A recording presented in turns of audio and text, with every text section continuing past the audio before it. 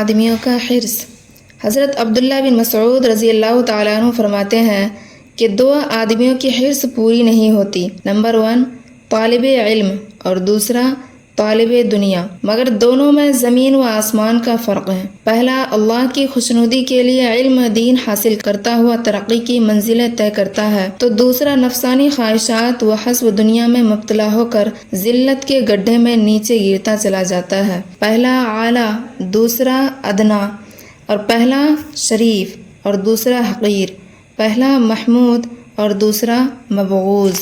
رسول اللہ صلی اللہ علیہ وسلم کا ارشاد ہے کہ جنت کا راستہ ایسے بناؤ۔ جناب رسول اللہ صلی اللہ علیہ وسلم کا فرمان ہے، حضرت ابو ہریرہ رضی اللہ تعالیٰ عنہ نقل فرماتے ہیں کہ جو مسلمان دنیا میں اپنے بھائی کی تکلیف دور کرے گا تو اللہ تعالیٰ آخرت میں اس کی تکلیف دور فرمائے گا۔ کیا آج اس پر عمل ہو رہا ہے؟ اور دوسرا، جو دنیا میں کسی تنگ دست پر آسانی کرے گا اللہ تعالیٰ اس پر دنیا و آخرت دونوں میں آسانی فرمائے گا، پھر پریشانی کا کیا سوال ہے۔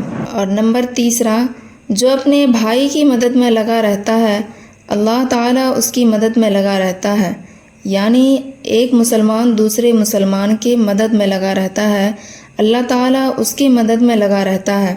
کتنا آسان نسخہ ہے اللہ کی مدد حاصل کرنے کا۔ اور نمبر 4، جو علم دین حاصل کرنے کی غرض سے کسی راستہ پر چلے گا اللہ تعالیٰ اس کے لیے جنت کا راستہ آسان بنا دے گا۔ کاش ہماری سمجھ میں یہ بات آ جائے۔ اور نمبر 5، جو قرآن پڑھنے یا سننے کے لیے مسجد میں یا اپنے گھر میں حلقہ میں جمع ہوتے ہیں اللہ کی طرف سے ان پر سکینہ و رحمت کا نزول ہوتا ہے، فرشتے ان کو گھیر لیتے ہیں، اللہ ان کا تذکرہ فرشتوں کی مجلس میں فرماتا ہے، دنیا کے مشاغل، آرام طلبی اور مال و دولت کی حرص نے آج ہمیں اس نعمت سے محروم کر دیا۔ اللہ تعالی ہم سب کو دنیا کی لالچ سے بچائے۔